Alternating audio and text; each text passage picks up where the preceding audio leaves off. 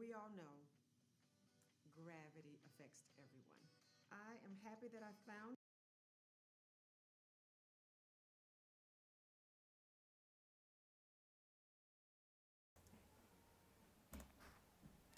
Hello, everybody. First try. Did I get it? Okay. I think I got it. Hello, everyone. How are you all? I am excited to be here with you today. And yeah, I'm glad that we actually had something to do today. Ow, my hair is stuck. I thought I'd be getting used to having long hair by now, but I'm really not, guys. It kind of, it's not my jam. Now I know why I kept my hair short my whole life. So, hello everyone that I didn't say hi to because I was running super late. And oh, look, my mom just came in. Hi, Mom.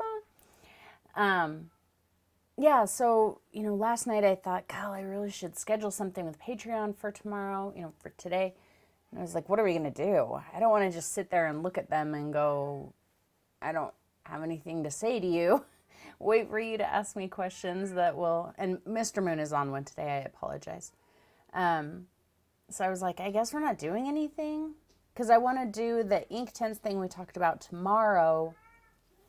So, yeah, he's really on one today. I'm sorry. So I thought I don't have anything for today. And then this morning I was thinking, not only do I not have anything for today, but I haven't even thought about what I'm going to paint for next week. And yeah, so long story short, I realized, oh, I do actually have a little bit of an idea, and so maybe I could do a video with Patreon and kind of run through the entire process, start to finish, which we've done a little bit in the past, but I thought today we could have a little bit more of a focus on color selection, which I don't think we've really done before. I think typically our focus is on composition when we've done those things. So today I want to kind of focus more on color selection, which will be fun because that's what we've been doing in our live events for like the last month. So yeah. Are you guys excited? I'm kind of excited. If you have questions about any part of the process, if you have questions about why there's cat hair stuck to my lips, anything, feel free to ask in chat. If you've never been to one of our live events before, please feel free to interact in chat as much as you like. If you have a question, ask it. If it seems like I'm ignoring you, trust me, I'm not. Sometimes chat gets going really fast, or I'm not paying attention because I'm working, or sometimes questions just don't come through. So if it seems like I'm ignoring you, wait until you know that I'm looking at chat and then put it in all caps, and I will respond to you. So let me kind of show you what I have planned for today. So, hang on, let's see. I had to reconfigure my broadcasting software. So is this it?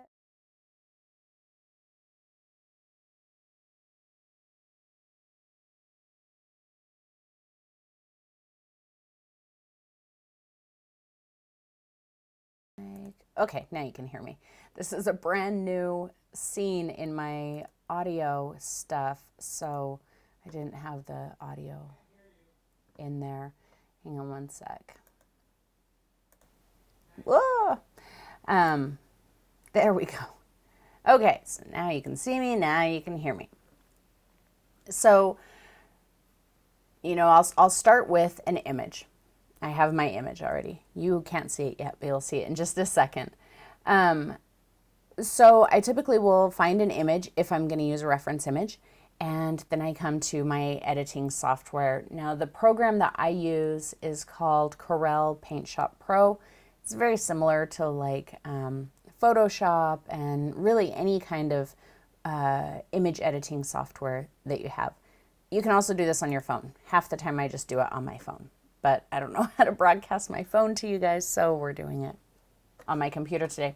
So I'm going to go ahead and open up the image that I have decided on for next week.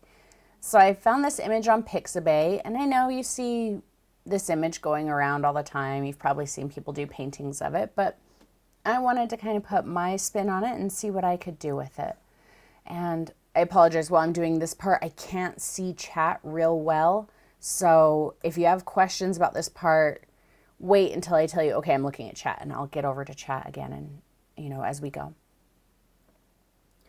So this is the image that I downloaded, and you could just take this image and put it right onto your canvas. But I like to find, my composition. A lot of you who have been with me for a while, you know that composition is the first thing I look at, and that's what I want to do. I don't actually like the composition of this because the skull is dead center. Get it? See what I did there? Dead center. Which makes the moth here, well, I guess that's a butterfly, isn't it? Butterfly's wings rest upward, moth's wings lay down. So it's butterfly. The butterfly is almost in the center, and I don't like that. I like my, excuse me, I like my subject to be a little bit off center. So you don't have to try and memorize all this. I'm just showing you what I do. I'm going to resize my image. I know you can't see that. For some reason, it doesn't show those boxes. I resized my image so that it's 12 inches tall because I know I'm going to be painting on a 12 by 16 inch canvas. So I'm going to get my cropping tool, and it's set to the 12 by 16 orientation, which is 3 by 4. If you're using a program like this, see here where it says 3 by 4? That fits 12 by 16, it fits 6 by 8, it's, any multiplier of that. So I'm going to take this and I'm going to find, come on, just zoom the way I want you zoomed. There we go. Okay. I'm going to find the composition that I like the best. So I'm going to make this a little bit smaller. Notice how this is broken up. It's already broken into the rule of thirds like we talk about. So that helps me kind of figure out where is the right composition for me. I want to try and get that butterfly as close to this mark as I can without cutting off anything important. Right now that's cutting off his teeth. So that's not going to work. I'm just going to fiddle with it until I like what I see. Your subject doesn't have to be exactly on the marks here, but close enough is close enough. What are you doing? Was it white? It looked like a turd. Oh, great. Okay, never mind. We own pets. That's all you need to know. So let's crop that and see. And I think that's pretty good. I could keep messing with it, but I feel like that's pretty good. I don't, my skull and the butterfly, none of them are close to the center anymore, so I think that works out. If anybody has any questions, I'm in chat for you now. So you can go ahead and ask a couple questions before we move on to the next part. Let me zoom this in a bit again. And, like I said, this is just my method. You may not feel the need to go into such, to so much effort. You certainly don't have to. No questions. Let's keep going. I'm going to tweak the colors here because it's kind of muted, which is cool, but I do want to see it just a little more vibrant. I see some blue in the butterfly, and I see some of that same blue in the tabletop here, and I want to pull that out. I want to try and intensify that. Likewise, I like the contrast of the warmth in the skull compared to the cool in the butterfly in the ground. So I just want to see if I can intensify those things a little bit. So I'm just going to add one of my little, there we go, one of the little standard effects in the program. And I think that might actually be good. Sometimes I'll mess with the brightness and the contrast. I don't think that's necessary because I think that's too much. Yeah. I think that's good. What do you guys think?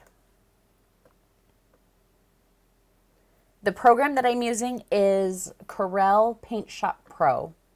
It is a program that you have to pay for. It's not terribly expensive. I want to say it's like somewhere between $55 and $75. You can just download it online. If any of you use Photoshop, like Adobe Photoshop, this is essentially the exact same thing. That's okay, Tammy. You didn't yell. Okay, so I like that too. Let me save this. This is going to take a second. What I'm going to do is I'm going to save it, and then I'm going to pull it into my broadcasting software so you can see it. Oh, no, wait. We have to do one more thing, you guys. You know what I need to do? I need to apply a grid. So I'm going to resize it one more time. I'm just going to make sure that it's 12 by 16. And I'm going to go view, grid. Boom! Look how easy that is to put my grid on. It's a feature that comes in the program, and I can adjust the grid. I can't show you because you can't see the little box that pops up. But I can tell it to give me a 2-inch grid or, you know, whatever. But I have a 1-inch grid on here. And give me just a sec. You're probably not going to be able to. This is probably going to look weird to you because I changed the size of my screen. So please stand by for just a second. I just need to get a screenshot of that with my grid on it. And then we can move on.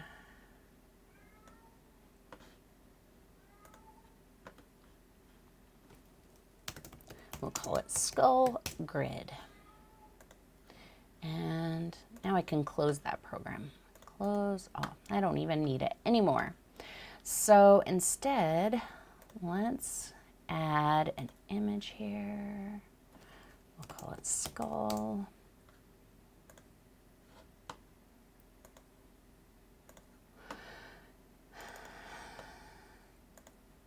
There we go. Let's just resize it so you can see the whole thing. Okay. There is our skull with, whoops. Come on. Maybe. There. Yay! That wasn't as hard as I was expecting. Yeah, I got this off of Pixabay. Yes, and I will provide it to you guys. I will provide it if we end up doing this next week. Cross your fingers. If we end up doing this next week, I'll get you the reference image, the grid in a few different sizes, and I will also make a tracing element for Patreon only. So remember, that will only be for you guys. It is not for anybody else. Yeah. So there is our grid. It's pretty easy to do that. The next thing I'm going to go to, because my composition has been done for me, so I don't have to focus on that anymore, is I am going to start figuring out my colors. And this is where we start really talking about, you know, some of the things we've been focusing on for the last couple of weeks. So let me get all this stuff out of the way. I want to talk, before I really get started finding my colors, I want to talk about how I find my colors, okay?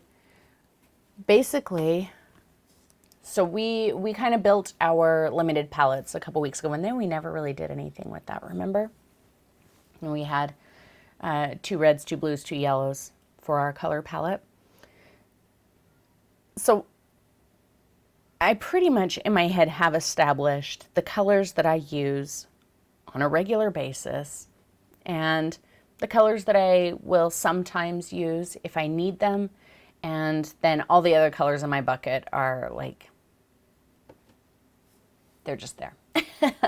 So when I'm choosing my color palette, I pretty much start with the colors that I have in my head. And what I'm not doing is looking at the image and saying, well, that color looks like, the closest thing I have in a tube to that color is this color, or the closest thing I have in a tube to that color is this color.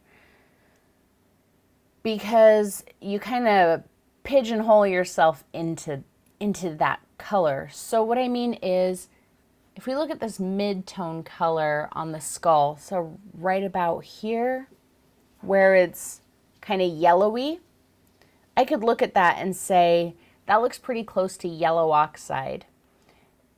But then if it's yellow oxide and I need to move a little bit closer into some of those areas that start turning brown, and I have to figure out how am I going to make yellow oxide do that? How am I going to make yellow oxide do this lighter color that I see down here right next to the nose? Because that's not necessarily yellow oxide with white in it. So, and if I'm spouting way too much info at you guys and you're like zoned out, please yell at me. What I'm going to do is I'm going to look at the skull overall, the overall colors on the skull, and I'm going to try and find the most limited color palette that I can that will make all of those colors. So rather than saying yellow oxide, then I'm going to mix it with some brown, and then I'm going to mix the brown with some black, and then I'm going to mix the yellow oxide with some white, and I'm going to try and find like 2 or 3 colors that I can just do it all with, okay? So yellow oxide, I'll experiment with it. Ultimately, I don't think I want to use yellow oxide, but I don't know. I'm going to pull out white and black though, and I'll show you what I'm doing down here on my palette in just a second. Right now, nothing interesting is happening there. So yeah, I'm going to pull my yellow oxide out if I can ever find it. While I look, I'll keep talking. Another color that I can kind of see in that lighter color on the skull is maybe Naples yellow. Particularly, like I said, right here at the nose, where it's kind of pale.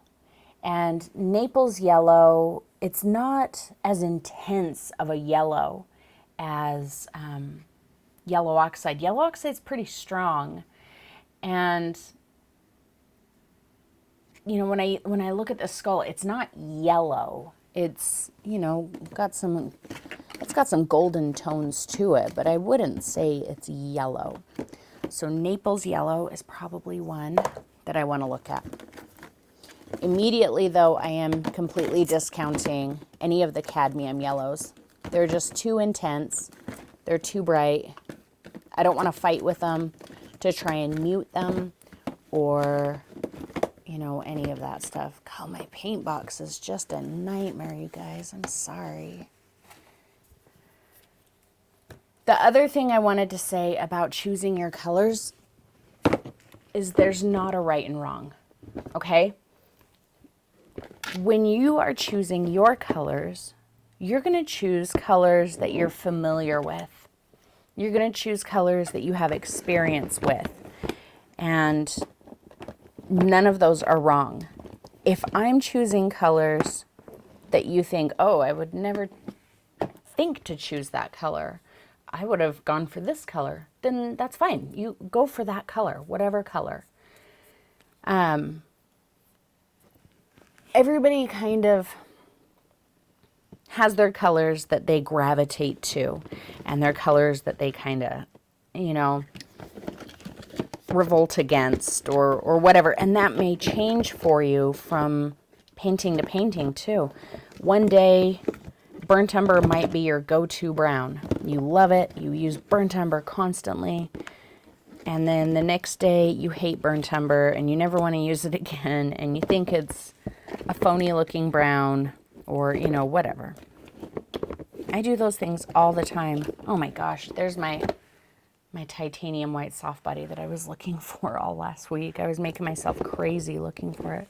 So speaking of burnt umber, where is it? There it is. I don't actually, I see at least one person said burnt umber. I actually don't see any burnt umber in that skull. And the reason for that is burnt umber is much cooler than burnt sienna. Burnt sienna is very warm, very, very warm. And so I think I've decided I want to use burnt sienna because it's going to give me those warm tones in there that I want. Another reason I want to use burnt sienna is because of the blue that I want to use. So it's very dark, you know, up on the top of the skull and kind of around in the detail area. And so right off the top of my head, I think, oh, Payne's Gray. I got to put some Payne's Gray in there. But I don't really want to mix Payne's Gray into burnt sienna and try and get the burnt sienna to, you know, go dark enough with Payne's Gray and, you know, not stay too brown. So that's going to move us into our next colors. So let's look at the butterfly and the ground right under the skull. I see a lot of blue, both in the butterfly wing and in the ground. And to me, it looks like almost the exact same color of blue. And when I look at the ground, it looks to me, my initial instinct is ultramarine blue. So I'm going to pull ultramarine out. It looks very warm, like a warm blue to me. So that's why I went to ultramarine first. And the reason I could do indanthrene, which maybe I'll try indanthrene. The reason I'm not automatically going to indanthrene is because it's a much stronger blue than ultramarine. The tinting strength of indanthrene is very strong. It can easily overpower any other color, where ultramarine's a little bit softer and easier to control if I want it really pale like that. So that's why I initially thought ultramarine, but I will pull indanthrene out too, and we'll test it. Come on, where is it? Why is it on the bottom of the box? I use indanthrene a lot. Why would it be Ollie Ollie indanthrene? That was dumb. Don't ever tell anybody that I made that stupid joke. And if you missed it or you don't get it, good.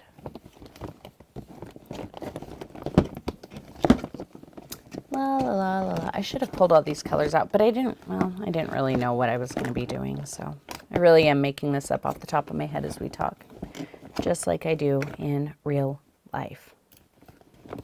Maybe I won't be playing with indanthrene. I seriously can't find it. There's Prussian blue, but of course I don't want Prussian blue. That's too cool.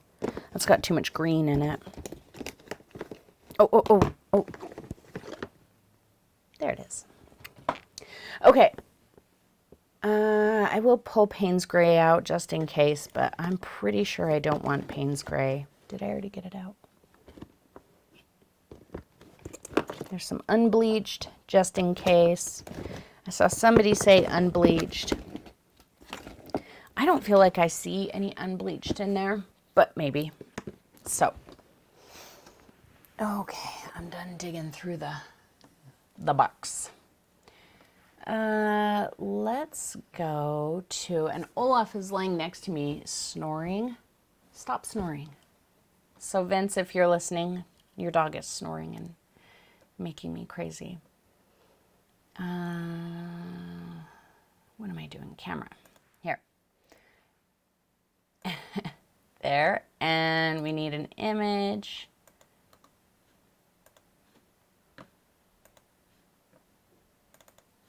All right. There we go. So now you can see the image and everything else. So let's go over the colors that I pulled out and we'll figure out which ones are the right ones for this painting. And the right ones, guys, are the ones that you like the best. It's not, I'm not going to tell you which ones are the right colors to use. I'm going to tell you which ones I feel like do the job that I want them to do. It can be, you can end up with completely different colors, and that's okay. All right, so I just have a piece of paper here. It's just regular printer paper, so hopefully it doesn't shrink up on me too much. Let me get a brush. We'll use Fuzzbert because he's easily accessible. So let's do this thing. I'm gonna lay out some Naples. I like that it's, oh, it looks really bright in the camera. If you've never used Naples, it's not that bright. It's really a creamy, it's maybe like butter, only maybe a little bit darker, kind of like a dark butter color. And yellow oxide. Way too strong, if you ask me. It's also a little cooler than I like. I want it to be a little bit warmer. So I see a lot of people saying, no, I definitely see unbleached titanium, and that's fine. You're not wrong. And maybe ultimately after I do some tests, I'll be like, yeah, maybe there is some unbleached in there, but right now I feel like, nah. Here is some burnt sienna.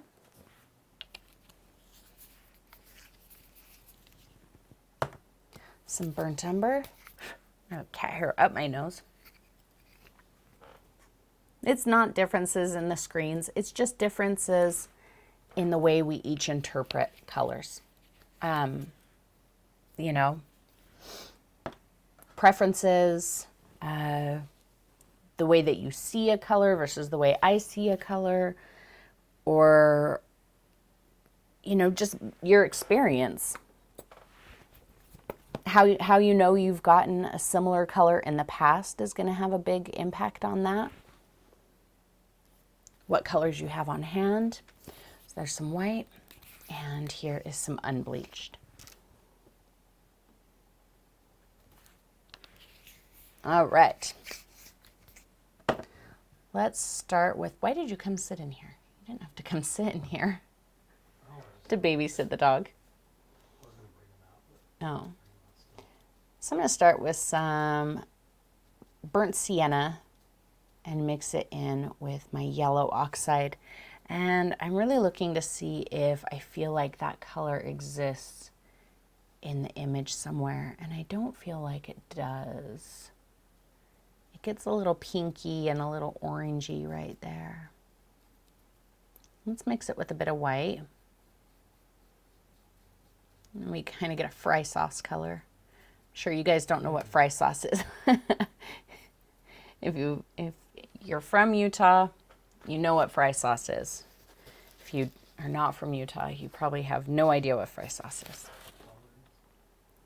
It's gross. That's what it is. Vince likes it.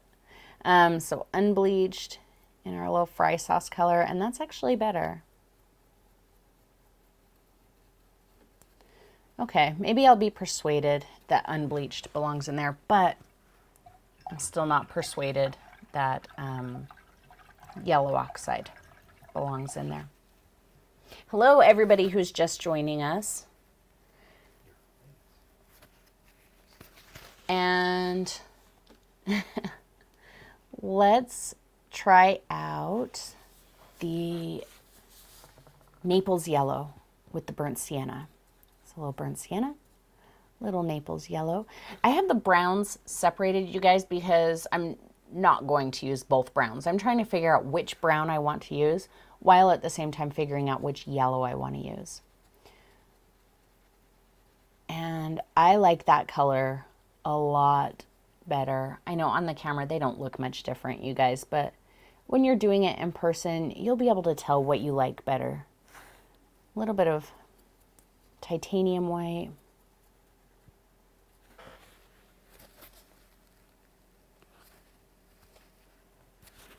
And some unbleached. Not a huge difference actually there between the unbleached and the titanium white. So if I go through and I decide ultimately, yeah, that's the yellow and the brown I want to use, I probably won't use unbleached just because it didn't create enough of a difference. And that way I don't have to use two different whites. I can just use one. Okay, let's move over to burnt sienna. And I know some of you who said burnt sienna, and I said, nah, no burnt sienna. You're like, what are you talking about? Look how dark it is, how dark the skull is.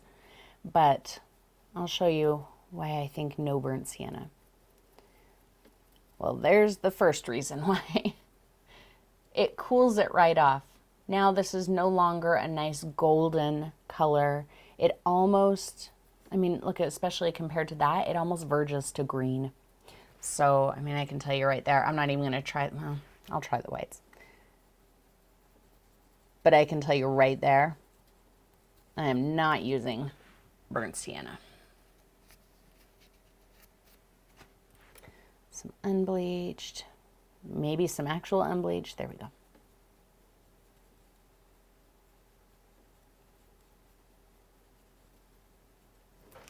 Okay.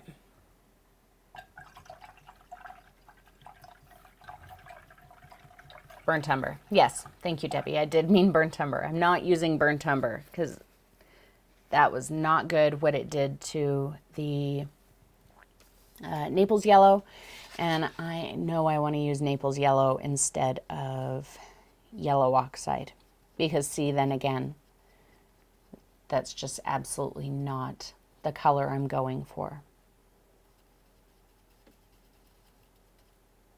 No matter what white I put in it. Nope, nope, nope. But one of you may go, no, I like the burnt umber, and that's cool. You use burnt umber if that's what you like the best. You're not wrong. You know the saying, there's more than one way to skin a cat? Mr. Moon hates that saying, but there's also more than one way to accomplish a painting. So I am going to stick with Naples yellow, ka-ching, and burnt sienna, ka-ching. And since there was no difference between the burnt sienna or the titanium white and the unbleached, then I'm only going to use titanium white just because I'm looking to simplify my palette. Now, let me show you why I thought burnt sienna instead of burnt umber. I'm going to put out some, we're going to decide what blue we want to use now. I'm going to put out some indanthrene. And I'm going to put out some ultramarine.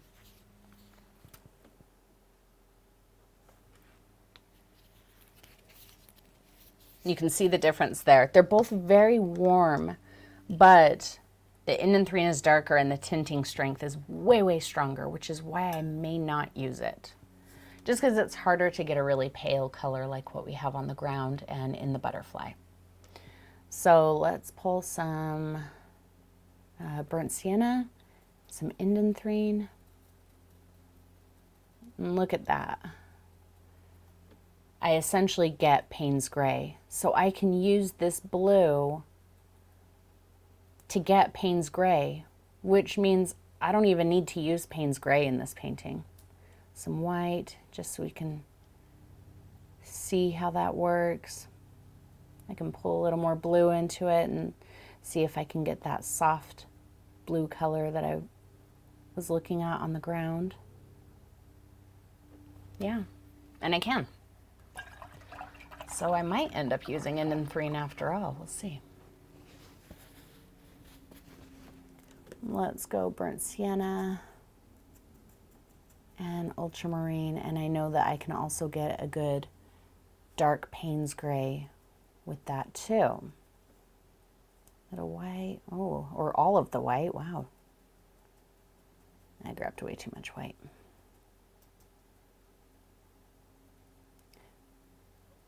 Interesting. I actually have a little bit of a harder time keeping the blue a true color And that's probably because of the tinting strength. Maybe I will go with Indanthrene.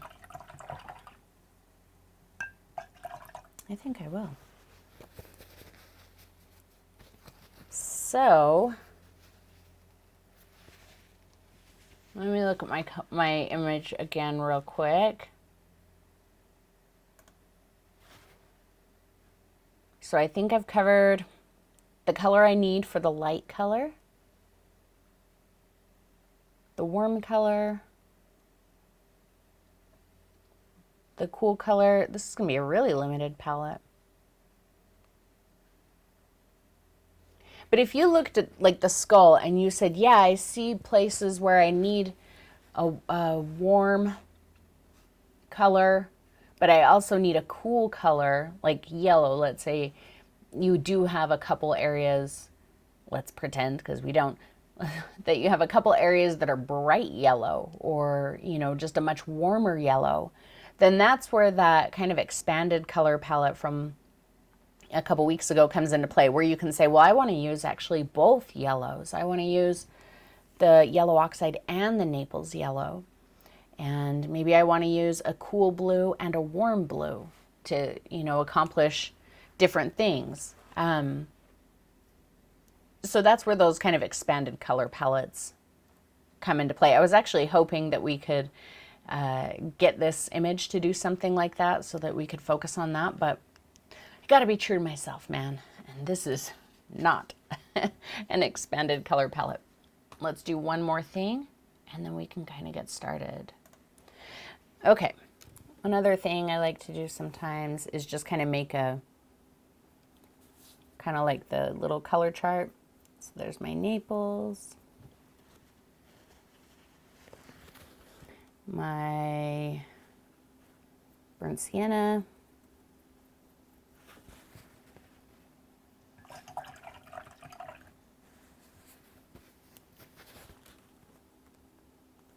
my Indanthrene, and I'm not going to put black and white on there. We know what black and white are. You can put black and white on it if you want to. I'm going to go yellow and burnt sienna.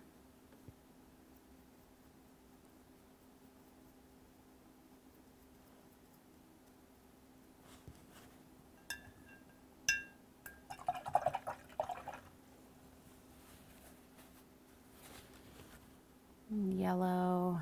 I don't think I'm going to mix yellow and Indanthrene anywhere, but it might, maybe in the butterfly wings. Actually, yeah, I think there might be a couple little spots where those colors mix. I'm only going to do half of the little chart because the bottom half will look the same. So some of my burnt sienna and Indanthrene, get my chromatic black. And then you can go through and do it again if you want to see what all the colors look like with a little white in them or with a little bit of black. It's a really pretty green. It's really subtle, really soft. Naples yellow. It's a color I resisted buying for so long because I was like, what am I going to do with that color? It's just, it looks like yellow oxide with white in it. Oh, no, no, no.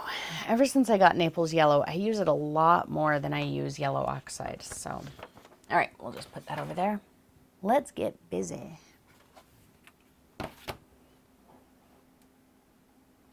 Okay. So, now, since I applied a grid to my image, I have to put a grid on my canvas, but I think I'm going to underpaint it first. And if you have questions about underpainting, I feel like we've covered it a lot, but some of you might still have questions, and that's fine. So if you have questions about underpainting, please shout out. Essentially, an underpainting is just kind of breaking the canvas, and I'm going to use ultramarine. It's just breaking the canvas, and the color from underpainting can shine through and change everything a little bit. And it also makes it so you don't have to worry so much about covering all the canvas. If a little bit of it shows through, it's okay because you've already toned it. So I'm going to use a little bit of ultramarine because that's what I want to use. There's no real rhyme or reason, guys. How do you choose an underpainting color? You use whatever color you want to use.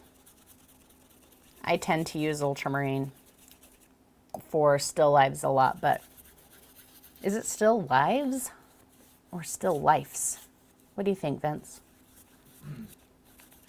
Still lifes. Still lifes? Yes. It just sounds so weird. It's a still life. I know, I get it, but it still just sounds It's weird. a noun. It's a noun? Okay. The master says it's still lifes, not still lives. So, yeah, I like to use ultramarine quite a bit for still lifes, but that's just my go-to. You could use neon pink. You could use orange. My only thing, and even this is just my suggestion, you can do it if you really want to. My only thing is I don't use a color that is really close to the color on top. Like if I'm painting a landscape, like a green field, I'm not going to use green for my underpainting because then it's just going to be like a green nightmare. Everything is going to be green. If I was doing a landscape that was very, very green, then I would probably use the opposite of green, which is red. I might go with quinacridone or even like a cadmium orange. But there's no rule to it. So whenever we do underpainting, I get asked a million times over, how do you know what color to pick for an underpainting? Well, another way you can pick a color for an underpainting is to randomly reach into your box of paint and grab out the first color you get and put that on your canvas. That's how scientific the selection process is for your underpainting color. Okay. I'm going to try and catch up on chat a little bit. So if you guys have questions and I haven't been responding, now is the time. We're going to let this dry for a little bit. It shouldn't be too long because it's just paper. Indanthrene is a deep, intense blue. Yeah, it's really quite similar to ultramarine. It's just darker and it's got more pigment to it.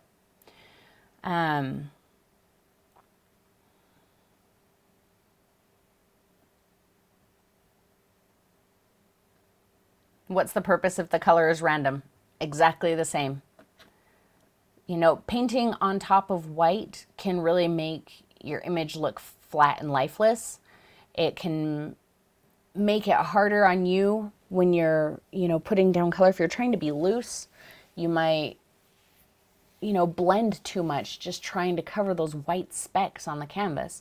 If it's already, a color, then you can just like slap the paint down. You don't have to worry about whether or not it's covering all of the canvas. If this blue shows through anywhere in that painting, great. It won't be out of place. That was going to be my question, actually. What was your question, Vince? What you just answered. But what? I was going to say, if you don't pick a specific color, what's the point? Oh, yeah. I thought that maybe a yellow would give a different hue to some of the. Yeah, it will. Yeah, the color that you put underneath will affect the colors on top. But it's not like a scientific thing. There's so many people get so confused and frustrated about this, and they're just like, but how do you know? I don't know anything. I just know that I like ultramarine blue because that's what I use a lot. And so that's my go-to. I have a friend who everything is neon pink. It doesn't matter. Every painting has a neon pink underpainting. I have other friends who every painting is like yellow oxide or burnt sienna or you know, neutral gray, whatever. It really doesn't matter. It really doesn't matter.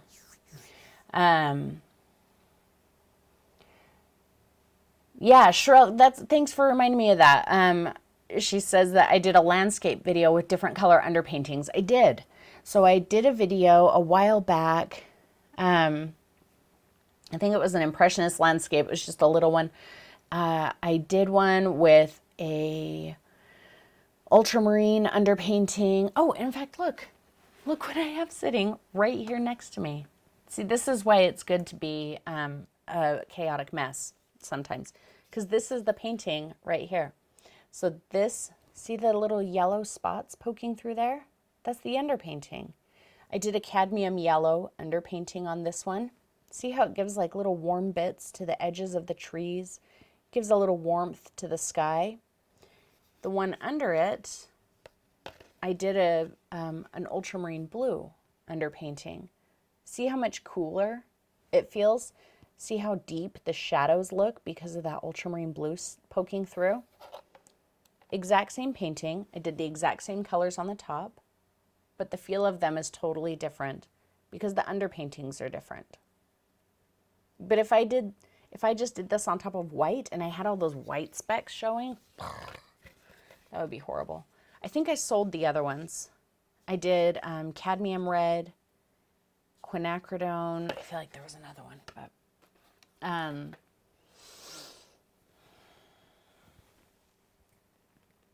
yeah, purple is great for underpainting. Yeah, Debbie said orange is good for landscapes for underpainting. I love to use orange on landscapes. Just, you know, start experimenting. I challenge you with every painting you do, just for a little while, just enough to get some experience with it. I want you to, you know, sometimes randomly grab a paint color and underpaint it, and maybe sometimes pick a color specifically. And maybe sometimes at the end of the painting, you'll be like, I don't notice a difference, and that's fine. And maybe sometimes you will, but the more you do it, the more you'll start to gravitate to, oh, I really like it when I use this color for this, or I like to use this color for this.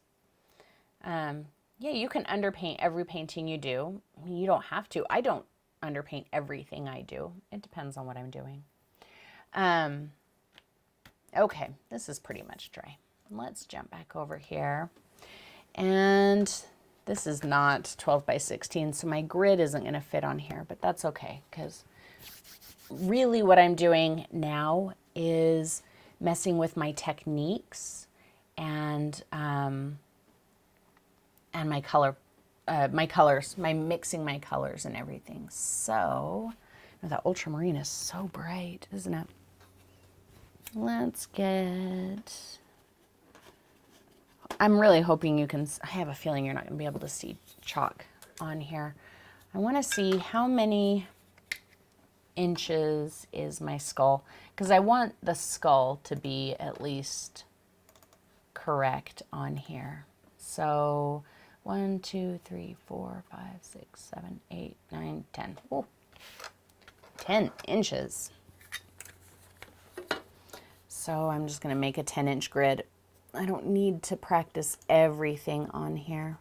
1, 2, 3, 4, 5. I'm doing this very loosely and generally. Clearly, when I do the real painting, more effort will be put into all of these. I just want to basically get the skull in here. When I do this, I will really just kind of blast through the parts that I'm comfortable with, the parts that I'm like, oh, I don't need practice on that, or I don't have to work anything out on that. And the gridding is one of them. So this skull is probably going to be a little wonky shaped just because I'm not paying attention to the gridding, but that's okay.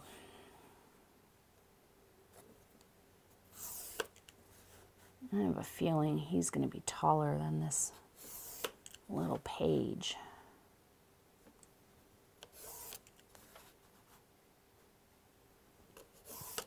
Let's see. 1, 2, 3, 4, 5, 6, 7, 8, 9, 10, 11. I don't think he's going to fit on here.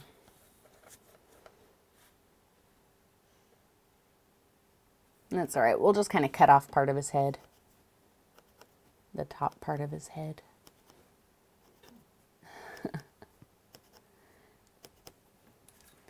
I'm really using this smaller paper because I have such a limited space to work here on camera. But for myself, if I were practicing this, I would practice it full size. So I would practice this on a 12 by 16. Just trying to fit it into frame for you guys.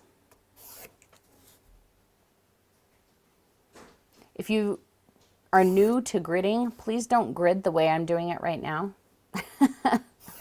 My grid is going to be really, it's not right.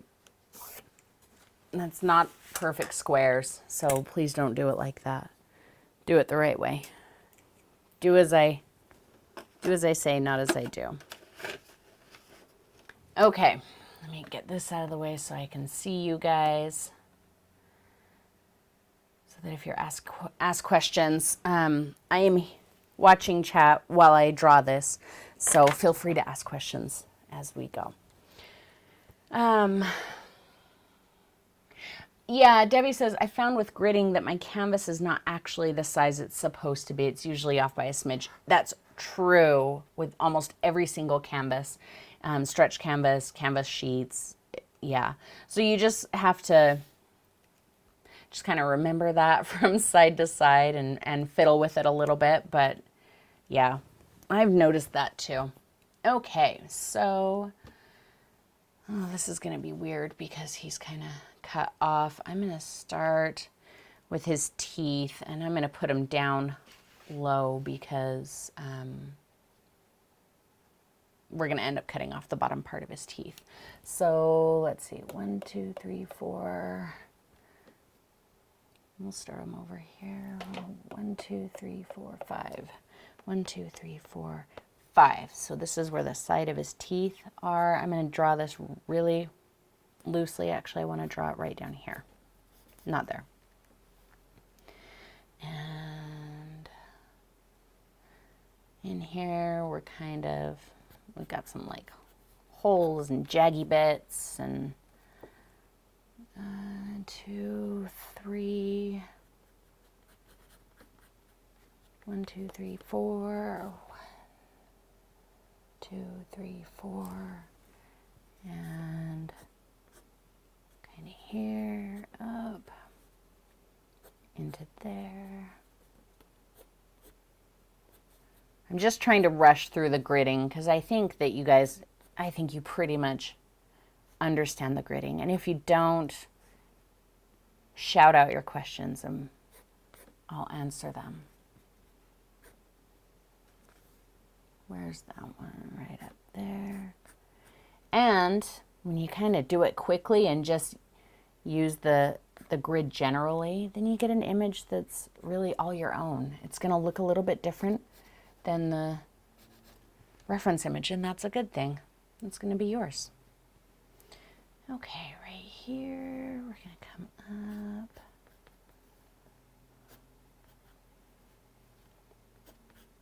Pull in the back.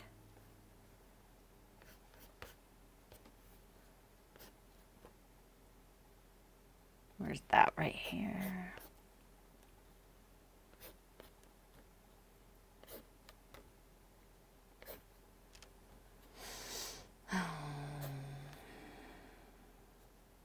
I think I kind of got screwed up. That's okay. We're just doing this general anyway.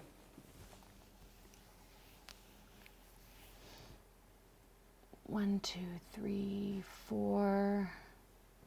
1, 2, 3, 4. And 1, 2, 3, 4, 5. 1, 2, 3, 4, 5. Perfect. So we're going to start adding the eye. Comes down just a little bit there, back up. out to the center there. Swoops up and just kind of disappears right there.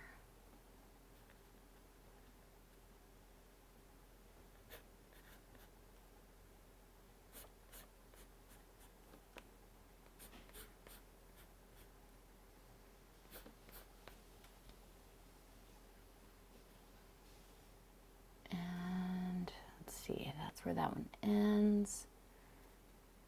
Right about here. That just kind of disappears there.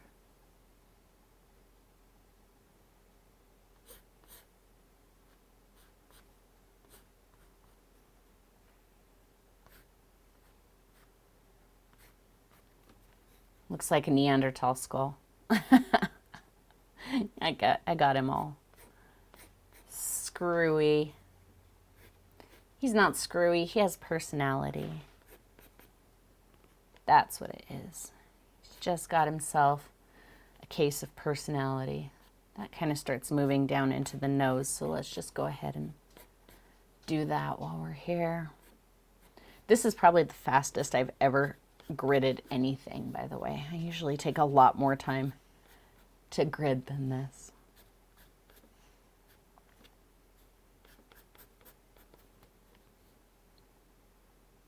Speaking of gridding, has everybody watched the portrait? That was an intense gridding session. You see how many times I had to erase her, start over. It was a lot. All right, butterfly.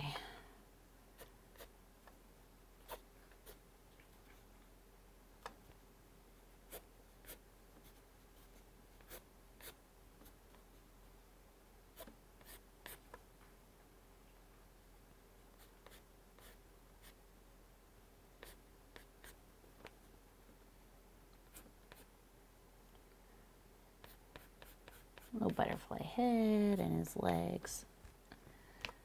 And just to remember where that is, it's right about there. All right. Whew. That was like a marathon grid session. That was intense, dudes. I just dumped all of my chalk pencils everywhere. Everywhere. So once we have our colors picked out, like I showed you, that doesn't mean that you can't change your mind and bring other colors in. So keep that in mind. You're never stuck with what you decided on.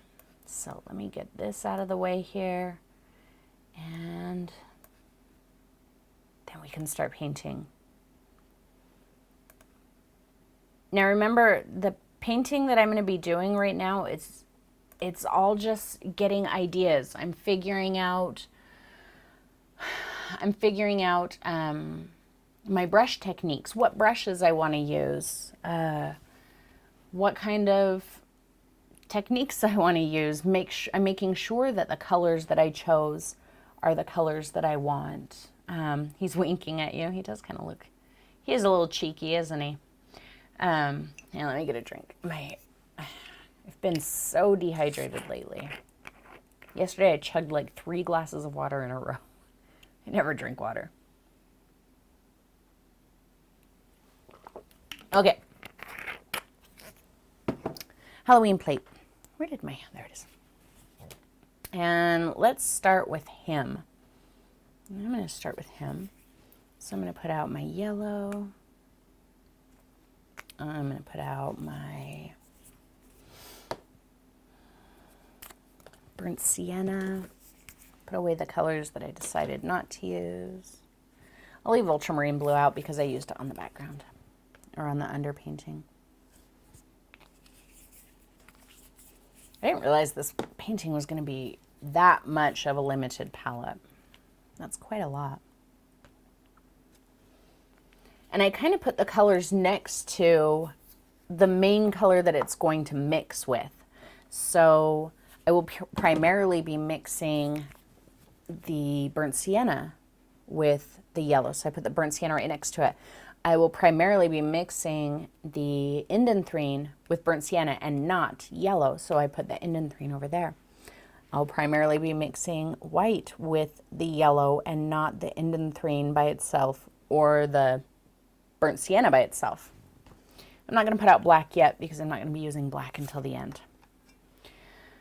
I think I'm going to start with my half inch flat, and I'm going to get some matte medium.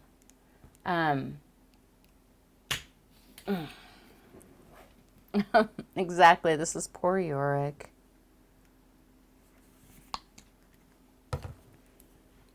All right, so half inch, and kind of like I did in the portrait video, I'm going to kind of start blocking in my colors. So a little bit of matte medium. I'm going to start on his forehead, right across there, because it feels like kind of it's a nice big area that doesn't have a lot of detail to it. So I'm going to start there. I'll get some of my yellow. Get a bit of this burnt sienna. And as you'll see when we're done, my colors are not going to perfectly match the image. They're going to look very different. And that's okay, because I picked colors that I felt like were going to do what I wanted them to do. Pulled a little bit of that blue in there so we can start getting,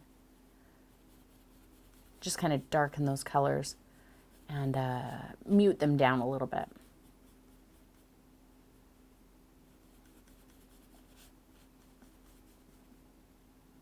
That's not too bad.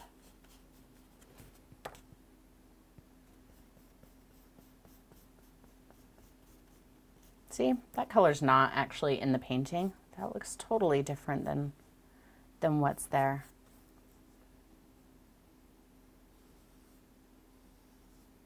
But because I'm working in layers also, I don't have to worry about that, because I can come back and, you know, if I'm like, oh, after all, I don't want to use that color. Turns out that's not what I want. And just let it dry and come back and add something else on top of it later. Just kind of throw in these colors where I see them in the image.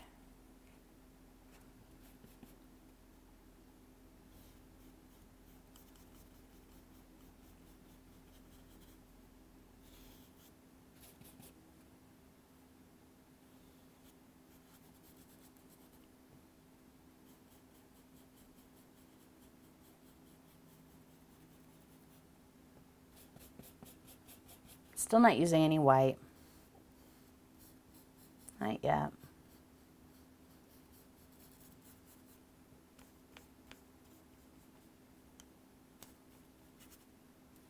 Whoa, I picked up way too much yellow there.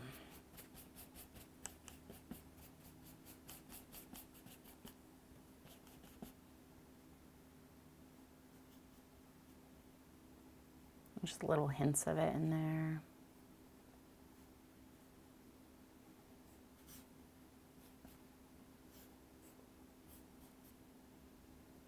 A little more of the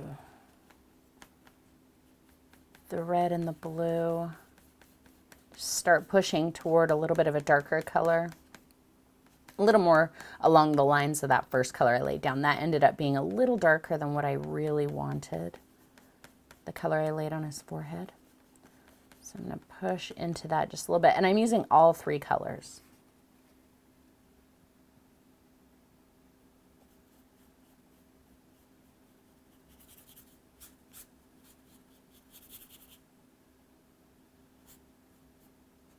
Got a little highlight down that back edge. You can even darken it up a little bit more with just a little bit more blue and the red.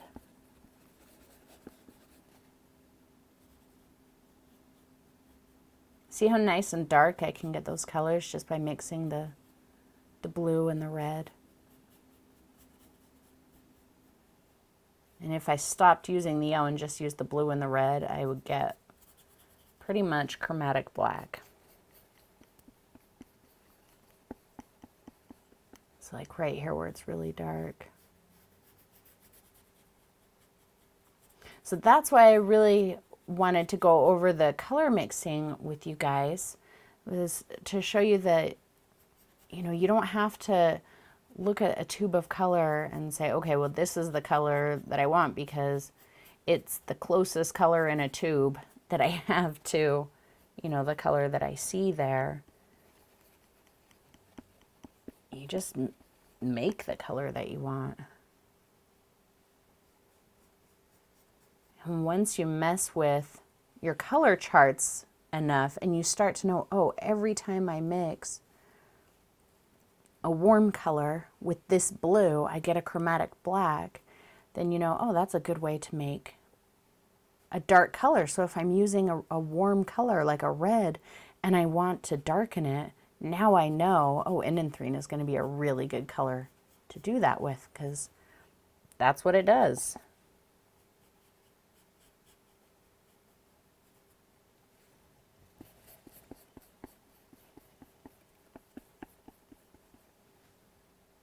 You guys are just talking about shopping. I think I lost you. I don't think you guys are with me anymore. Sad, I'm painting all by myself. A little shadow around the edge of the nose. That's okay. I'm enjoying it, so.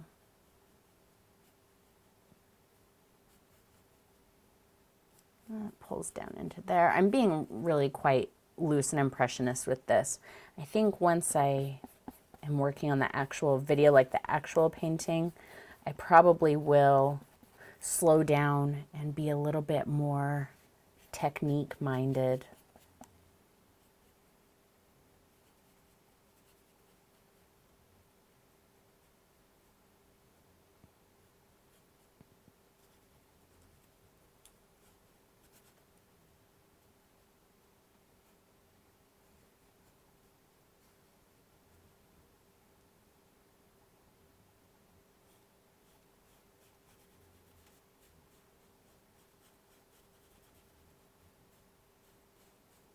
You guys remember what a hot mess the portrait was for so long.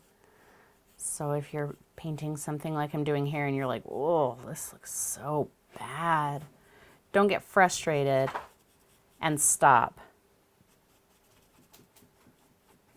Because the only way I can promise you that it's never going to get out of that ugly phase is if you stop.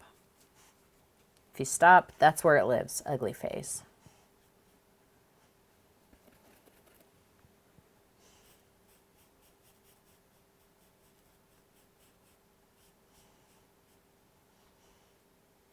Really dark right here on the back edge.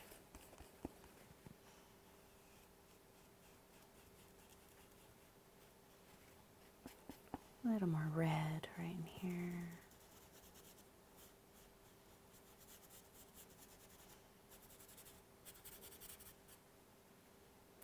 And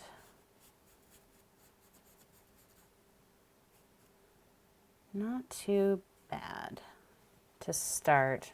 I know for an end product that looks pretty awful, but as a start,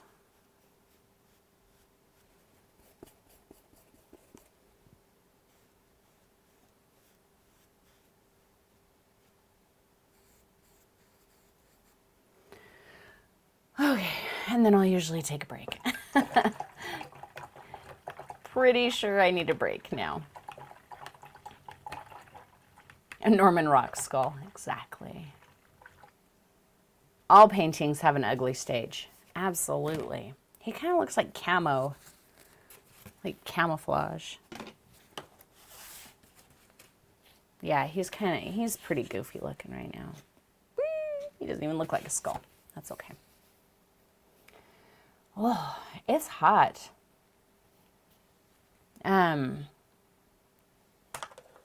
Man, seriously, tomorrow's the first day of September. It should be nice and cool here by now, and it's still in the 90s. Welcome, Lisa. Better late than never. All right, so I'm really just kind of letting that dry for a few minutes, and I'm giving myself a little bit of a break from it for a second.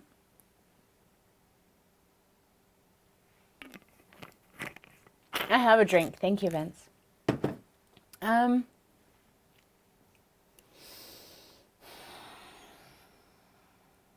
I'm trying to decide if I should paint the dark into the eye holes and stuff yet, but I don't think I'm going to. Ooh, Donna's got cold weather. Yes, I will take it. I will take it. Because, like, tomorrow is supposed to be 97. Guys, it's September 1st. It's supposed to be in the 80s. I hate this. So over summer. All right. Does anybody have any questions on the whole process so far? Anything that you're not quite sure about, or maybe you do it different and you're wondering like what the difference is between your process and my process, and you know, whatever. Feel free to ask any questions you have. I think I'm going to go on to Fuzzbert. And at this point, I'm not judging him. I know he's ugly, and that's okay. He can be ugly. But maybe we can start working on some of our little details now. So I'm on Fuzzbert. And let's, again, I'm going to start up on that forehead area. And I am going to be using some white now. So let me get this kind of warm, goldy color. A little bit of white. I think I'm going to keep just a tiny hint of blue in there just to gray it down a little. Not enough so it starts turning green, just to keep it from being like a fake, like bright color. I'm just going to kind of start. I'm not scumbling at all. I'm just kind of like dabbing. Every time I go back, my color is going to be a little bit different. I just picked up a little bit more white.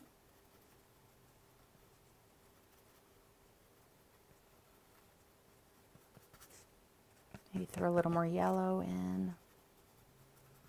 He's got so much texture and color shifts that you really can kind of play with it, you know, and I even went just a little darker there because we've got some little dark bits in the textures there.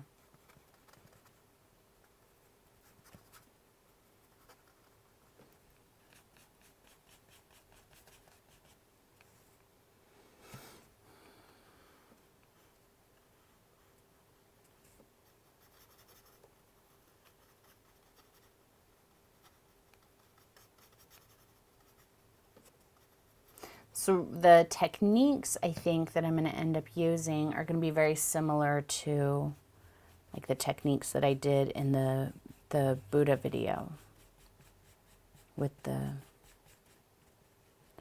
you know, where we made him look like stone.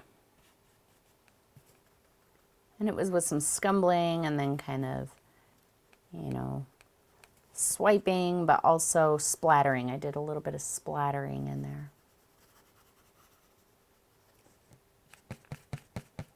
A little more blue and red. We're starting to get up into that darker area.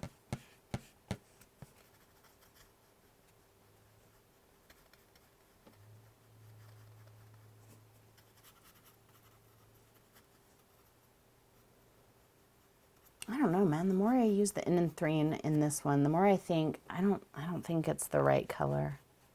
I feel like it's just too pigmented. It's hard to control for this.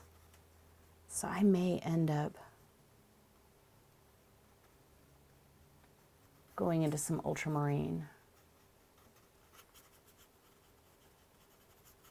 Maybe I'll just switch and try some ultramarine right in the middle of it.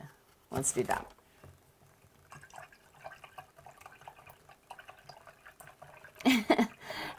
Gretchen, how can you use too much paint on your brush when you know you use too much paint? If you're using too much paint, start using less paint. Okay, let's try some ultramarine. It might be easier to control. I need some more burnt sienna.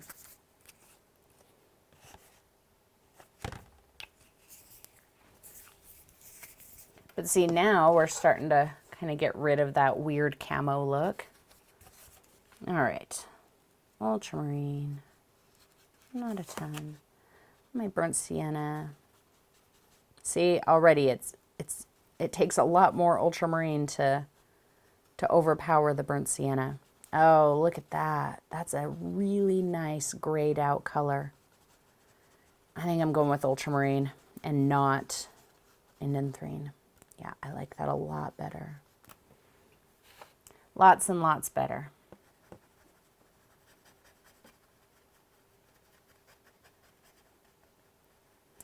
Because he's so textured, you can really experiment with your brush stroke here.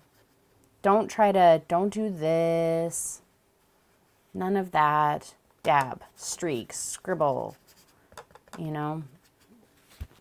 Let some hard lines be there. Let some areas get blurred out. Let it be different every single time. Just like your color is different every single time. Rather than blending into the previous color, just like stab where those two colors meet. Find out what happens then.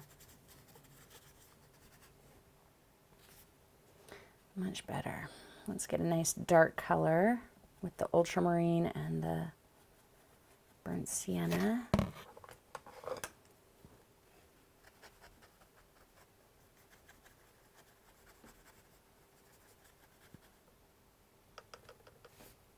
Get a little more burnt sienna right over this paper's curling. Sorry, that's probably making you dizzy.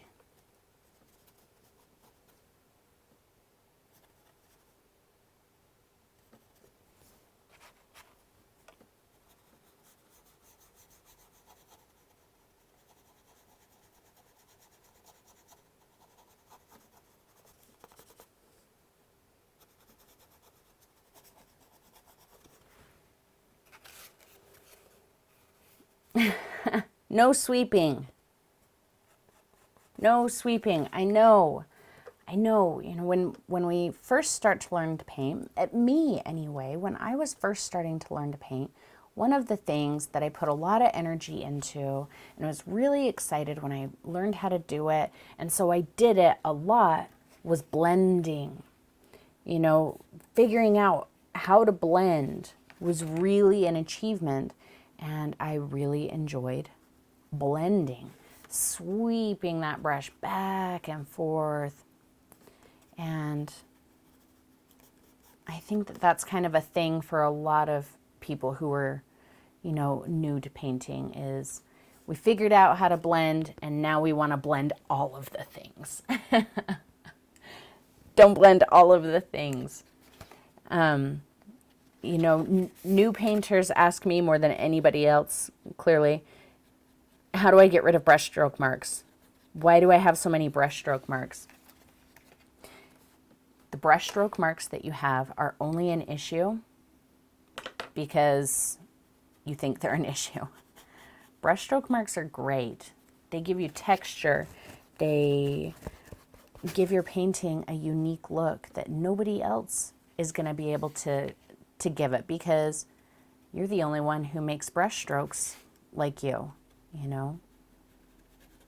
It's starting to move down into here a little bit.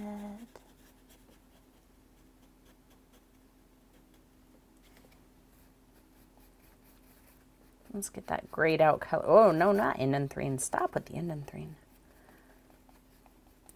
Really a quite grayed out color and a good amount of white. So I want a really pale color. See how pale that is? It might be too pale for what I'm going for, but that's okay. I'm just pulling a little extra yellow into it. It's like right in here. Just kind of dabbing it. It's got a little right around here. Sometimes we're afraid of using color that's too light also. Don't be afraid to use colors that are really light. If it's too light, you can easily cover it up. So you might as well just experiment with the color that's really light. Just find out what happens. So that's really light, isn't it? Let me see if I can.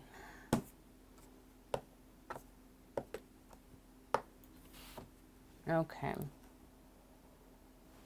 Hang on one sec.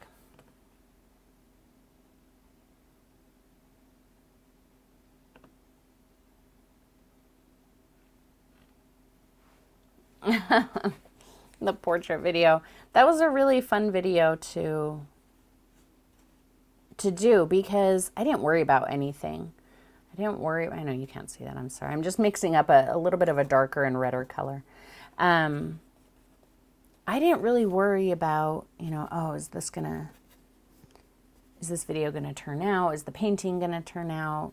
Is everybody gonna like it? I didn't worry about any of that. I was just like, oh, I'm just gonna paint, and if I mess it up and I don't do it right, then that's okay. I just won't put this video out. I'll just do another one some other time. So I completely depressurized my system. And that was really nice. That was really, really nice. You got to do that sometimes. There's too much white on my brush right now, so I'm not able to get a nice dark color, but that's okay. Just kind of playing with the texture.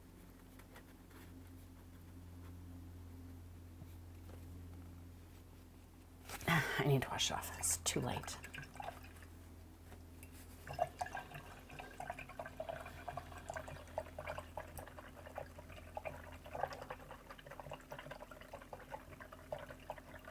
So Tammy says, I have trouble getting objects to look three-dimensional, like a moon or a ball. I'm wondering how to do a lumpy object like this guy, where there's a lot more surfaces. So the number one thing, especially if you're using a reference image, something you can look at, you have to stop looking at it as an overall element. Don't look at it as this is a skull that is round and 3D, and I need to make mine look like a round skull that is also 3D. Instead, you focus on the section you're working on. You focus on, what does that look like? How do I apply the color that I see to that area? And that's all you focus on. If you can focus on the individual areas and not try to worry about, I have to make this overall thing look like this overall thing, then you'll take pressure off of yourself, and I think you'll be more successful. So like right here, I'm not trying to look at that and go, how do I make that look like it's recessed and like it moves, back and to the side. I'm not thinking about that. I'm just looking at the image going, okay, it's dark there and it's dark about in this shape, roughly. So then I put that there. And then the section next to it, like right here, is much lighter. And when I look at the image, I can see, okay, it looks like it's a little bit warmer right here as it moves to that direction. So I'm gonna just put a little bit of this warmer color there. And then this area is a little bit lighter and yellower, so I just threw a little more yellow in there. And I'm putting it roughly where I see it here. And if you can do that, and another thing that's making this look like it's going back is right along here, I've got an area that's warmer, or it's lighter. So I don't have to worry about overall, I just worry about the individual bits. So let me show you where I've got that kind of hard line between the dark and the light. That's going to start making this dark area look pushed back. But then also later, once we start doing detail work, I can come in with a really light color.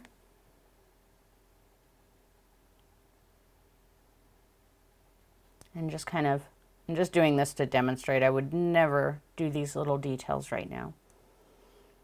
Just do some little detail-y bits like that there. And that helps overlap it. So this is now pushed back. That's how you make something look dimensional, like it's moving, back or around, or, just get it a little bit more 3D. It's just about worrying about the section that you're working on later. And if you can worry about each section on its own, each section will take care of the next. Did that make sense? Did that answer your question?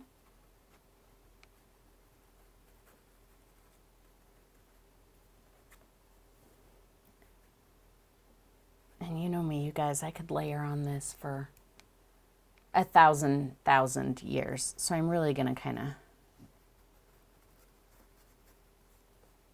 speed it up. not try to work on it too long. Today, we need to get back into that dark up here. We're quite dark right in here. Right in there. Just a little bit. But maybe it's broken up a bit. There we go.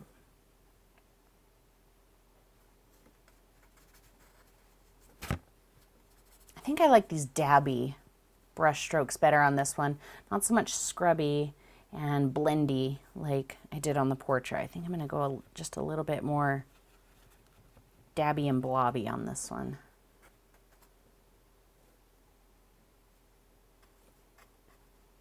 Oh, you can't see that. There we go.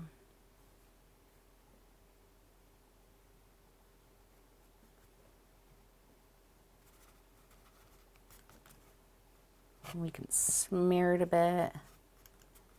A little bit of matte medium. If you have a line that you really don't want, you know, like working on paper here, it's really hard to smear with your finger. So if you really need to smear, just a little blop of matte medium, just kind of drop it there and then smear it. And that's how you can kind of break something up a little.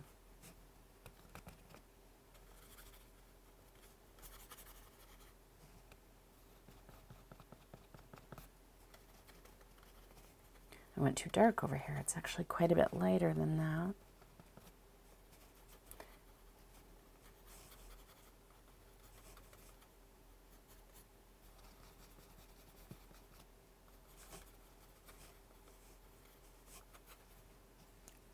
Let's zoom you out a little bit.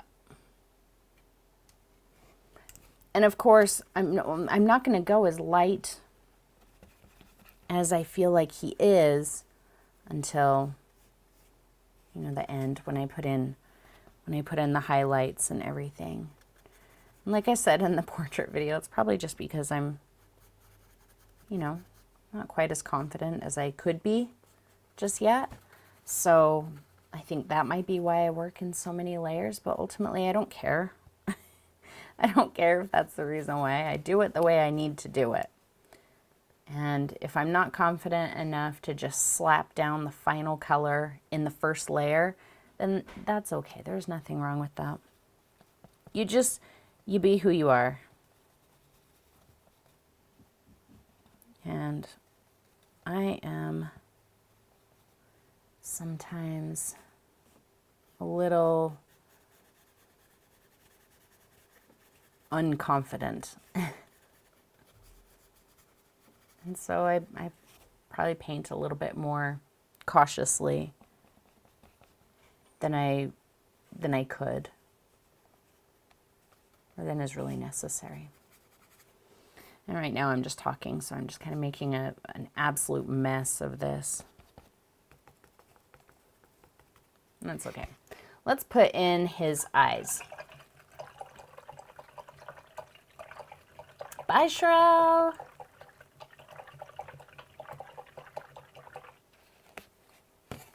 What is Eileen? Eileen says it's easy if you tell yourself it is.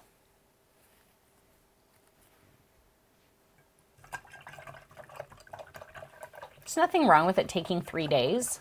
What's wrong with 3 days worth of painting?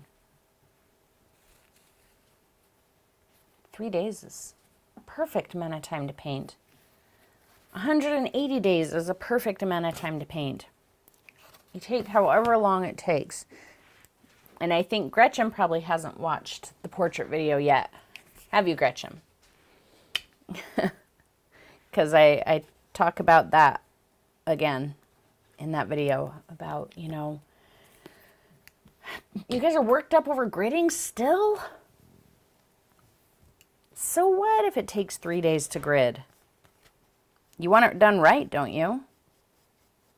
If you're not, you know, if you don't feel like you're good enough at drawing to, you know, draw it properly without gridding?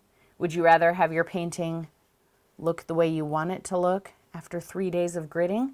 Or would you rather have your painting look completely wonky and off kilter because you didn't want to put in 3 days worth of gridding, and now you're not satisfied with the way your painting looks because your drawing is off?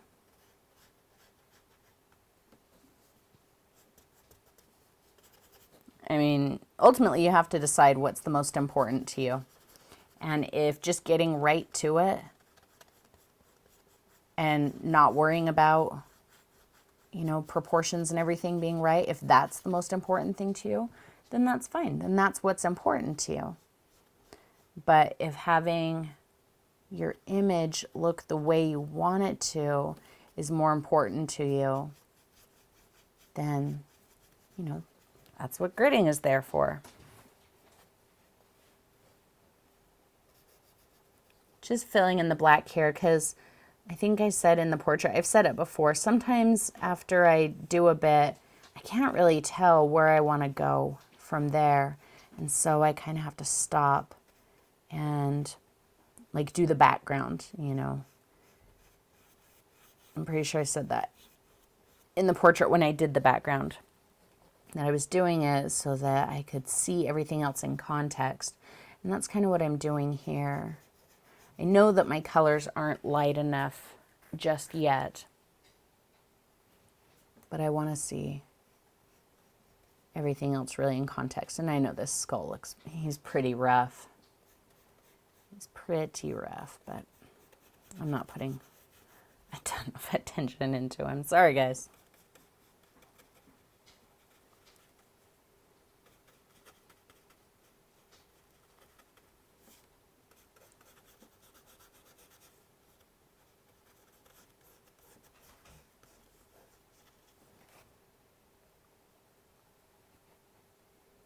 Got a little in here. He looks like he's scowling there because of the butterfly.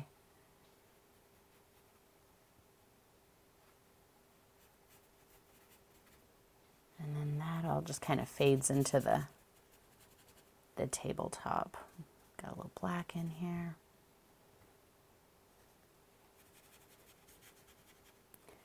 Kind of starts fading into the background there.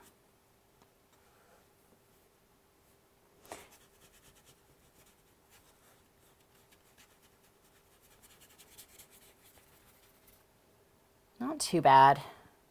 He needs some adjustments.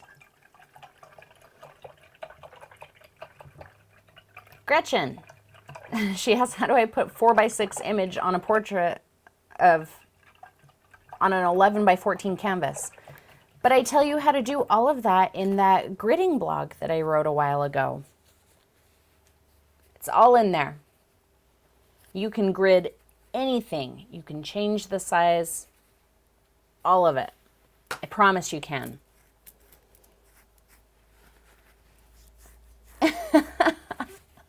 Aww. Ugh. Okay, I need a break again from it. I don't think he's looking too bad though. Now that I have the shadows in the eyes, I think it's better. It will be better once I get the background on and the butterfly. Why don't we just drop in the butterfly a little bit? Just a little bit. Not the actual thing, just the color. So yeah, if you guys are still having issues with gridding, go to my website. Under the blogs, there's one about gridding. And I show you how to grid anything. How to take an image, resize it to any size and shape you want. Everything. It's all in there. Okay, I'm just mixing a really pale color. There's a little bit of yellow, a little bit of burnt sienna, some white. And I'm just kind of dropping this in. I'm not getting real detailed just yet.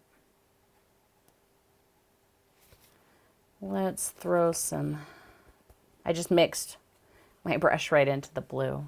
We have a lot of blue back here. Just dash it in there a little. This is just a placeholder. Just so I remember, that's my butterfly, and that's about where he sits. Roughly the colors. There's brighter yellow right there. He's gonna have a leg in there somewhere. All right, good enough. There's our sad butterfly.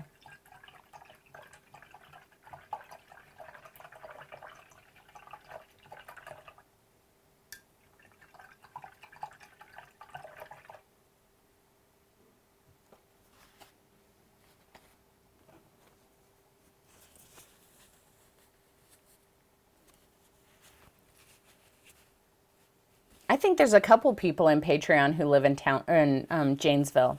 I've seen it recently on a couple of people in Patreon. So y'all in Janesville, you can all get together and have a party. Oh, I wish I could go. What should we? Yeah, let's do the background. Let's do the background. But I'm not going to do pure black because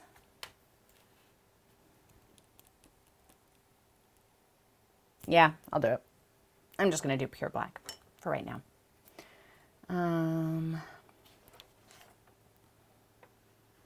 Yeah. Okay. Black. And I know in the background on the image, there's some light and stuff. And I probably will ultimately end up putting some of that in there. Right now, I don't care. But so another question I get asked every single time I do it, can I paint the background before I paint the image? Or why did you paint the background last? Well, mostly it's so I can reshape my image.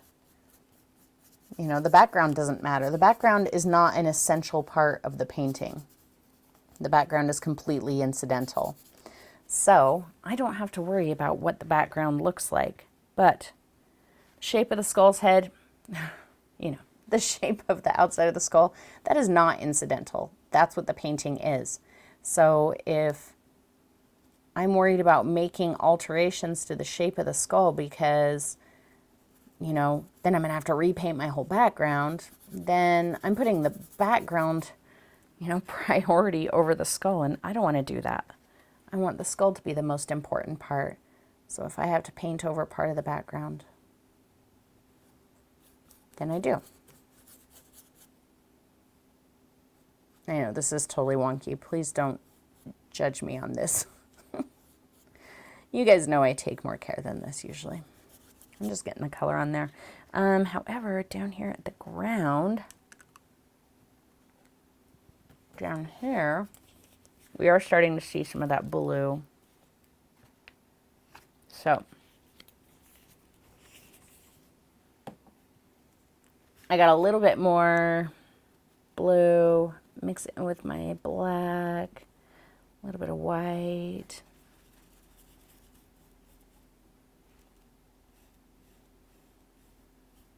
Oh, I really got confused there when I was just quickly drawing that in.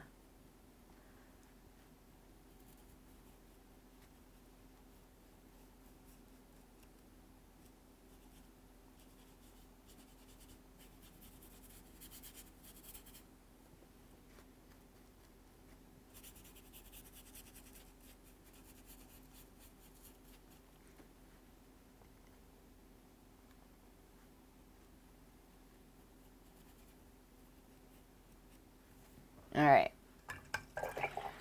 Oh.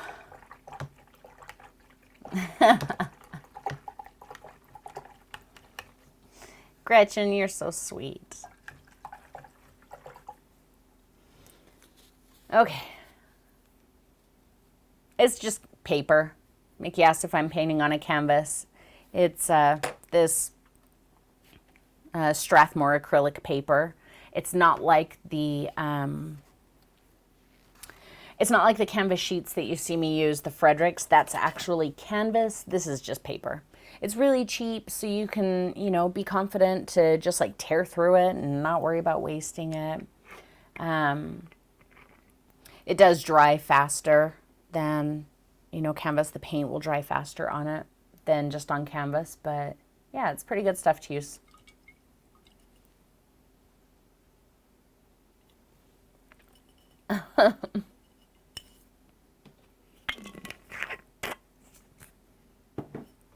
Nobody has questions so far? How do we think he's looking? Is he pretty terrible? He's kind of scary and not in a good way. Let's just hold him up so you can see. I'm not terribly unhappy with how he's coming out. For sure, he's ugly. For sure, I could have done better on some parts so far. He's definitely in an ugly stage, but overall, I'm pretty happy with how he's coming so far. I kind of like this tight crop better than the way we cropped it here. What do you think? Should we do like a tight crop like this? I kind of like that. Excuse me.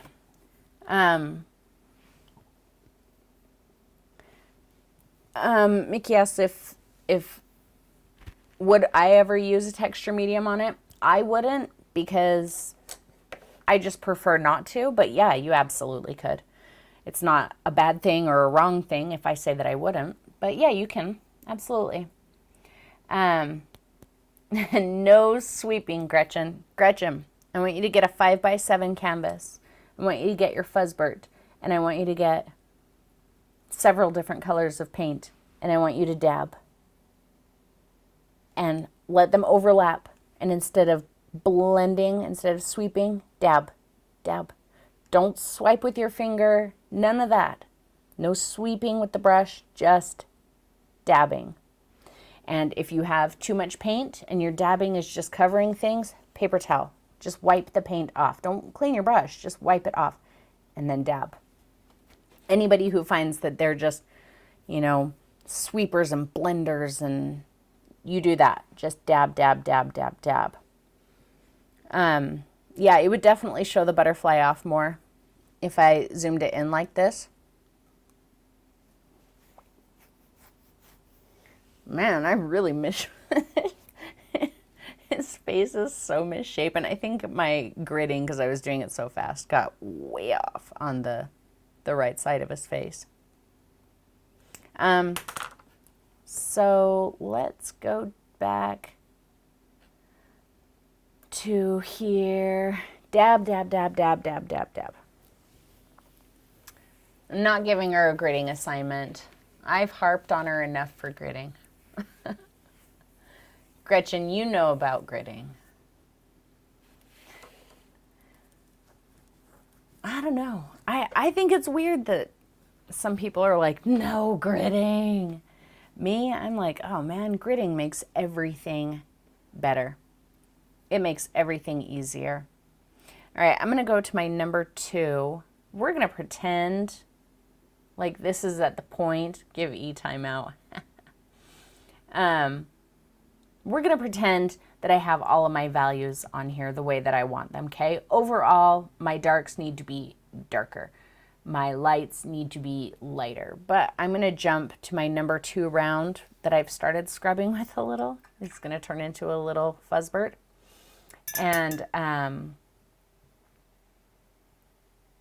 just going to kind of start pushing those detail-y bits, you know, changing shapes and just kind of punching things a little bit more. So my medium, a little my yellow, white, really pale color, almost pure white.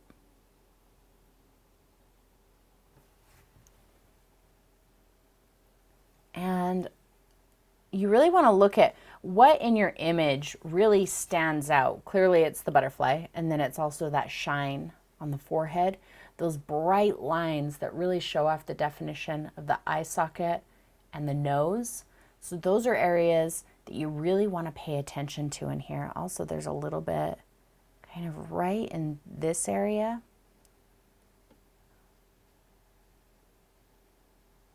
I'm not worried that that's really overly bright for this.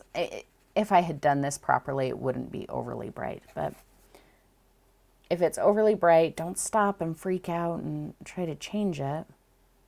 Just keep going. I just picked up a little extra yellow there. But that's really what I'm going to do, is just I'm focusing on the bright points. And like I said, if everything was a little bit closer to the value it needed to be right now, this stuff wouldn't look so out of place. But see, you can always take a darker color and kick any of it back or blend it down.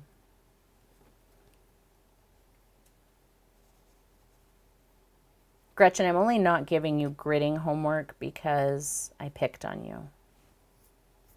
That's it. Oh, bye, Lisa. Is Lisa leaving?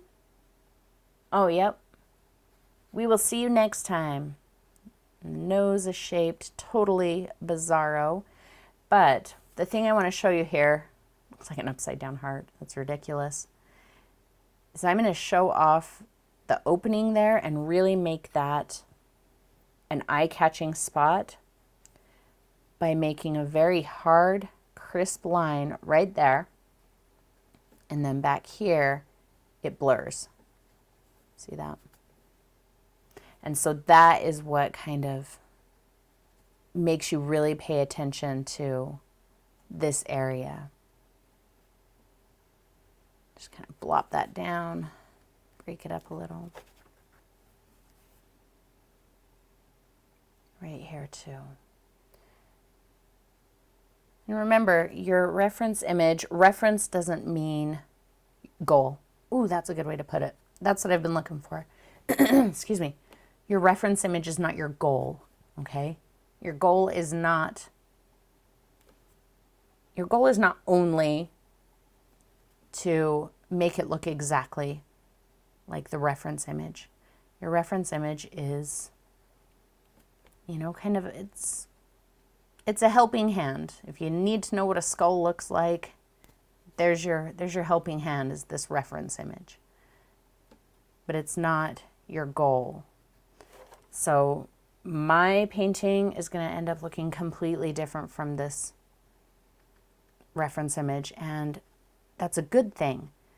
I want that because, first of all, this is my painting, but second of all, do you know how many people have painted this? I've seen paintings of this. I see this image everywhere. You guys see this image everywhere. But I can make it mine by, you know, making it look like my painting at the end. I don't need to make it look like the reference image. The reference image already exists. What do I need to do the reference image for again? It's already there.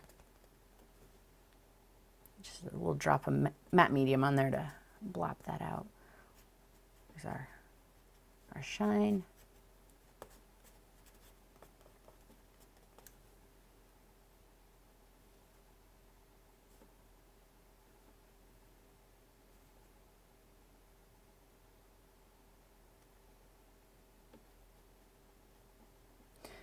Let's see, even though I didn't get and I'm just moving as fast as I absolutely can, my values aren't exactly right, but because of the bright pop detail work, it's starting to take on the look that I want. See how you can just be messy, messy, messy. Only halfway pay attention. It doesn't look horrible. I don't think it looks horrible.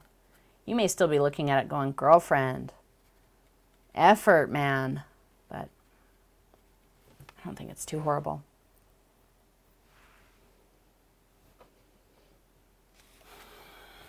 Yeah, a reference image is always your goal. Or no, I mean, no. Okay, I read it wrong. Mickey asked, would a reference image be more of a goal in a portrait? I mean, that depends on what your actual goal is. If you're trying to paint a picture of your mother, yeah, you probably want it to look like your reference image. But like my portrait that I just put out to you guys, no. My reference image was my reference. It was a suggestion. It was help. But ultimately, my finished portrait does not look like my reference image. And I'm okay with that because she's my painting. I don't need it to look like the reference image. Yeah, this is looking much better. Oh, I'm actually kind of liking it now. For a while there, I was like, oh, this poor sad guy. I hope these guys got anything out of this video. But now I think he kind of looks good. What are you thinking?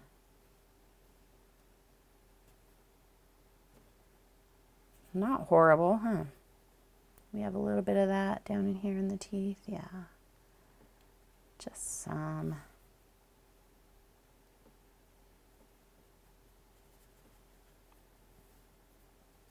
Sorry, am I making you dizzy? I just realized that my camera's moving all over the place.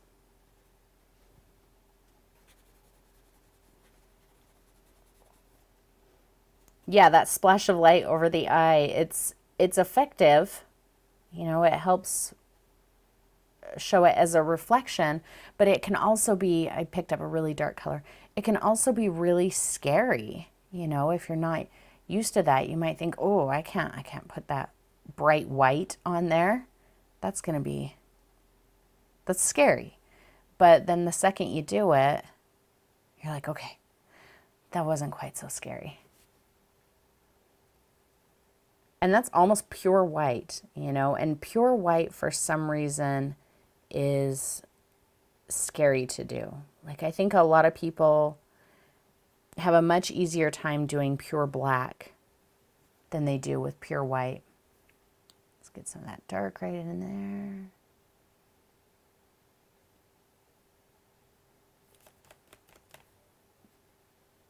And see all the blue that's still showing through, you guys? I'm not even worried about it. I'm not going to try and cover up all of that blue. I like it. I think it intensifies the shadows. I think it helps give them a little bit of a, just a little bit of a otherworldly type look.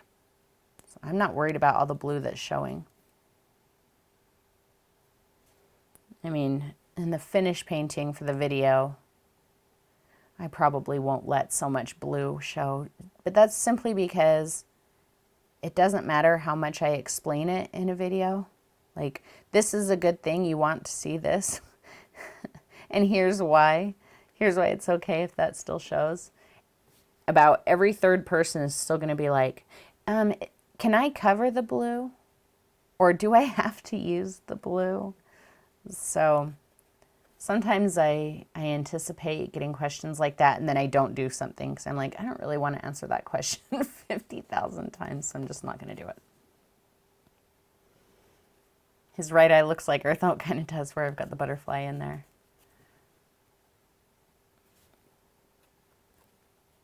I thought I'd be at least done yakking at you and just say, well, you get the gist, and stop by now, but now I'm really enjoying painting him.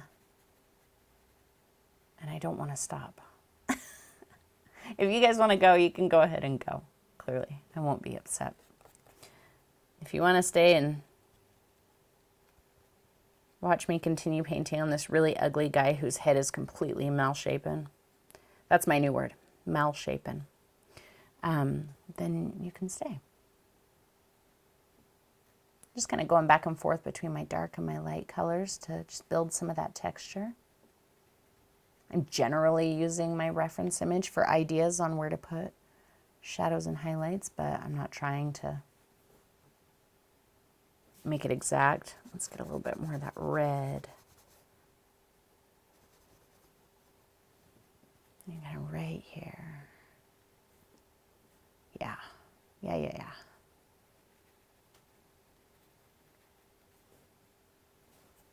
Maybe a little more yellow.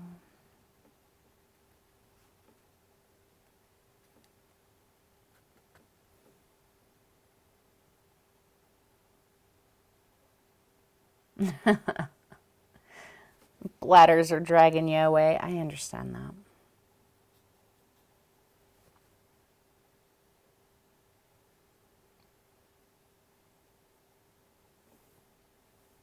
guess we can be done.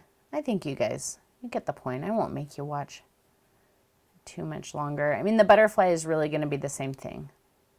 Besides, I got to keep you interested so that you want to watch it when I actually make the video. So I'm not going to paint the butterfly today. I want you to come watch on Tuesday. We'll save the butterfly for then. Fix that up a little.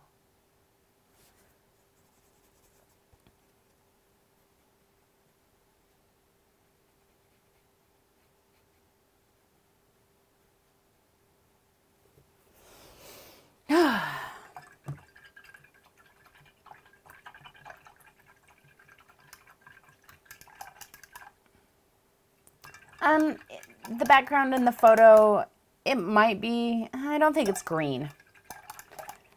But it's not black. I used pure black. Mostly it was just so I could look at my values. I probably will add a little bit something extra to the background when we actually do this painting. But for this, I didn't think that it was important enough that I had to spend my time, you know, practicing on it, like I said. So no, I really just breezed over it. But I am really enjoying kind of the loose impressionist version of this. What do you guys think about that? I think we should do it like this in the video. So I might run through that one more time tomorrow and then record. Yeah, tomorrow at 4 my time, so our typical Sunday time, we're going to do the Inktense thing that I've been promising you. And yeah.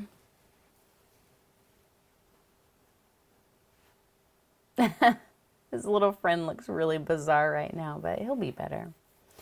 Oh, it's so hot in this house. Eileen, stop saying intense. It's ink tense.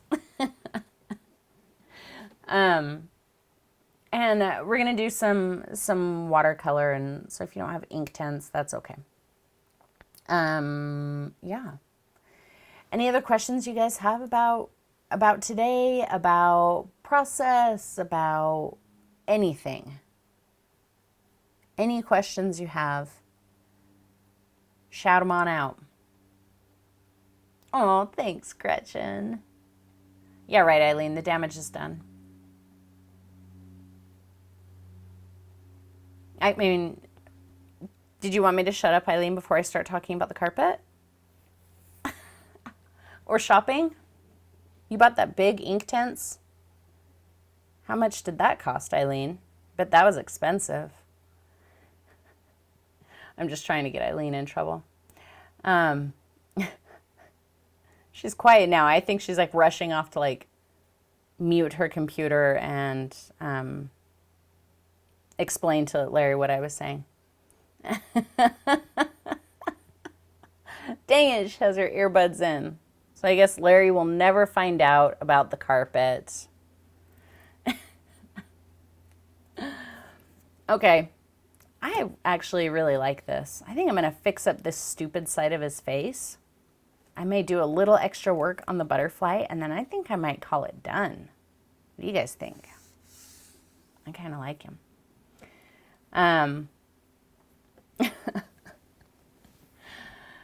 All right, guys. I'm going to go. I'm going to go finish this guy up, do just a little bit more planning. Maybe I'll run through today on a full-size canvas and just get ready more for tomorrow. So, okay, let's zoom in here just a little bit like that. So you can't see my mouse hand because I think that takes away from the magic of me just disappearing. So I will see you guys later, and I love you all. Thanks for hanging out with me. Bye.